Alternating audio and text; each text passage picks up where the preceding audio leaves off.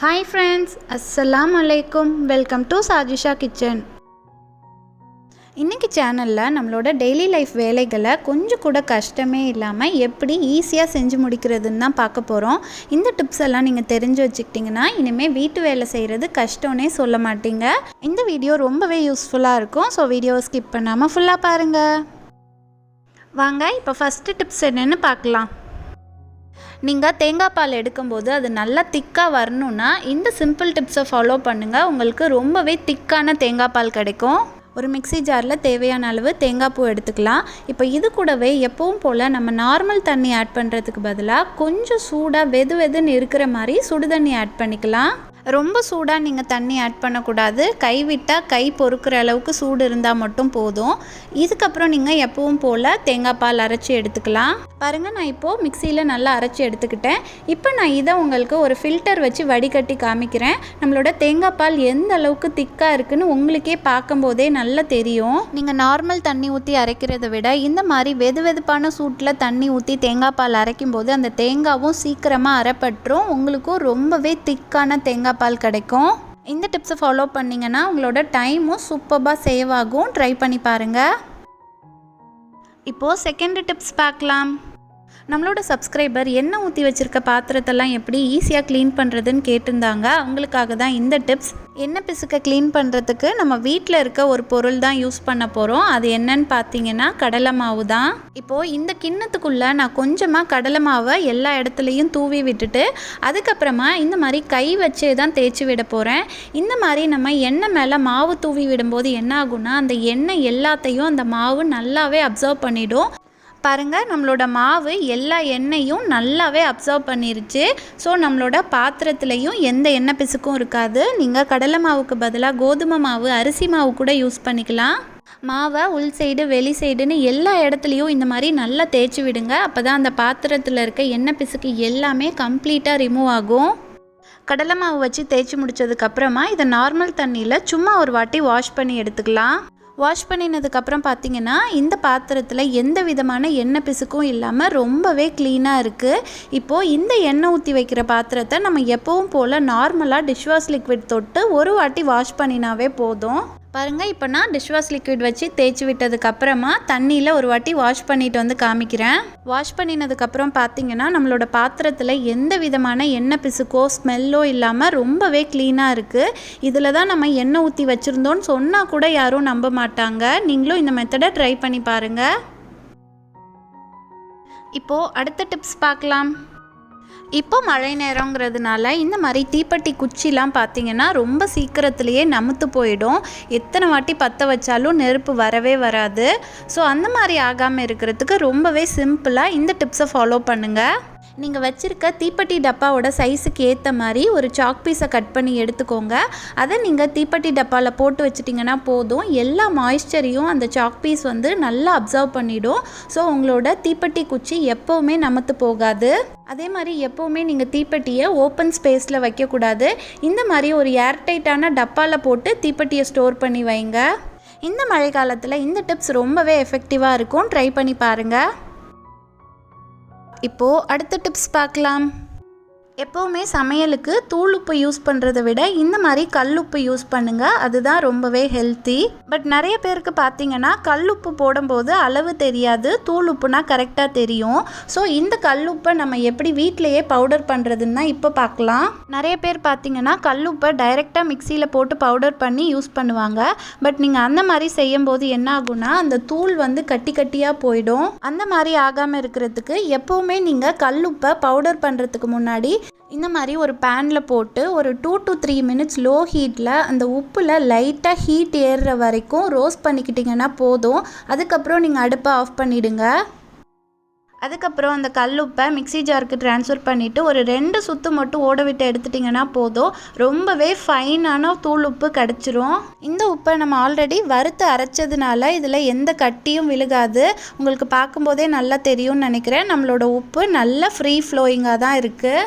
இந்த மாதிரி கல்லுப்பை நம்ம 15 டேஸ்க்கு ஒரு வாட்டி மிக்ஸி ஜாரில் போட்டு பவுடர் பண்ணினோன்னா நமக்கு தூள் உப்பும் கிடச்சிரும். அட் த சேம் டைம் நம்ம மிக்ஸி ஜாரோட பிளேடு வந்து செம்ம ஷார்ப்பாக இருக்கும். அதோட ஷார்ப்னஸ் குறையாமல் அப்படியே ஷார்ப்பாக மெயின்டைன் ஆகும்.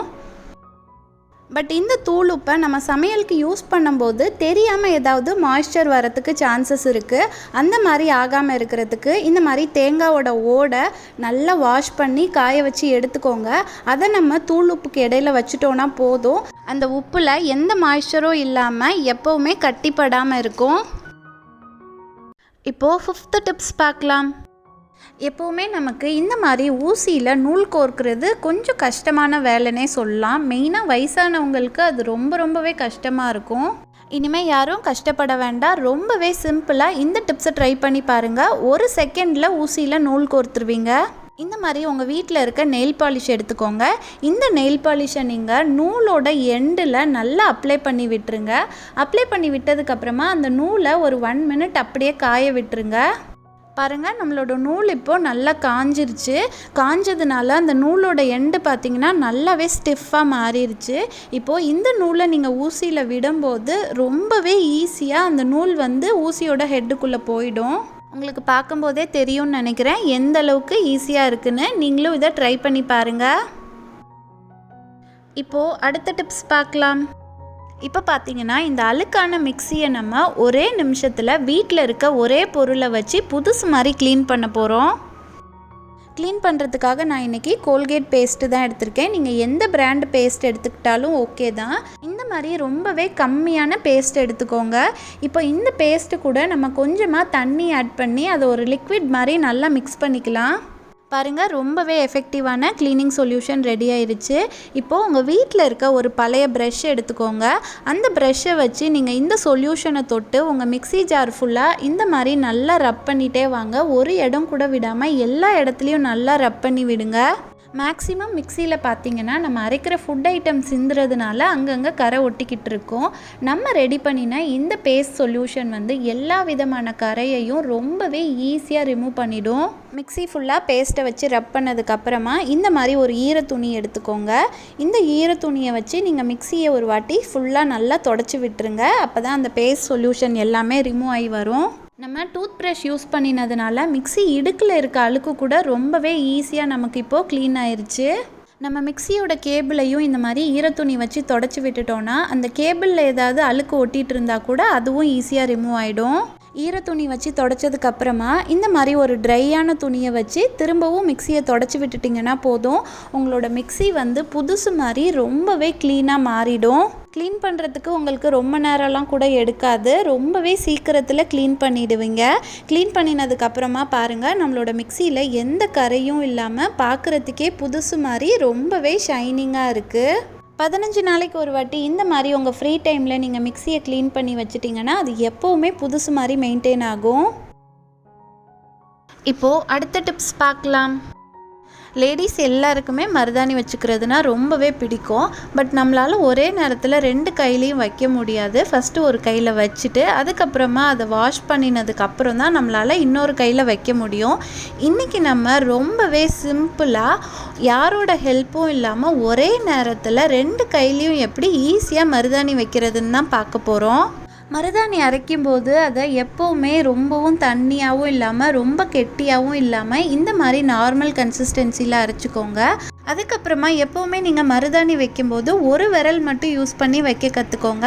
மேக்ஸிமம் பார்த்திங்கன்னா நம்ம எல்லாருமே மருதாணி வைக்கிறதுக்கு ஆள்காட்டி விரல் தான் யூஸ் பண்ணுவோம். ஸோ நம்ம அந்த விரலை மட்டும் விட்டுட்டு மீதி இருக்க 4 விரலுக்கும் ஃபஸ்ட்டு ஒரு கையில் மருதாணி வச்சுக்கலாம்.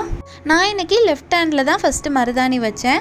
அதுக்கப்புறமா லெஃப்ட் ஹேண்டில் இருக்க ஆள்காட்டி விரலை வச்சு ரைட் ஹேண்ட்லேயும் 4 விரலுக்கு மருதாணி வச்சுக்கிட்டேன்.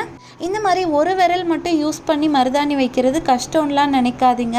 நீங்கள் ஒரு வாட்டி மட்டும் ட்ரை பண்ணி பாருங்கள். அடுத்த வாட்டி உங்களுக்கே அது ரொம்பவே ஈஸியாக பழகிடும். விரலுக்கு வச்சு முடித்ததுக்கப்புறமா இந்த மாதிரி நம்ம 2 உள்ளங்கையிலையும் கொஞ்சம் பெரிய சைஸ் சர்க்கிள் மாதிரி வச்சுக்கலாம்.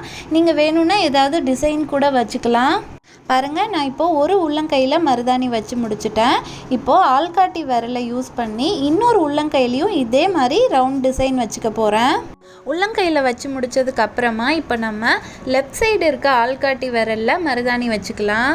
லெஃப்ட் ஹேண்ட் ஃபுல்லாக இப்போ நம்ம மருதாணி வச்சுட்டோம். நம்ம லெஃப்ட் ஹேண்டில் ஃபஸ்ட்டு எந்த விரலில் மருதாணி வச்சோமோ அந்த விரல் இப்போ கொஞ்சம் காஞ்சிருக்கும். ஸோ இப்போ நம்ம அந்த விரலை யூஸ் பண்ணி தான் ரைட் ஹேண்டில் இருக்க ஆள்காட்டி விரலுக்கு மருதாணி வைக்க போகிறோம். யாரோட ஹெல்ப்பும் இல்லாமல் ரொம்பவே ஈஸியாக நம்ம 2 கைக்கும் மருதாணி வச்சிட்டோம்.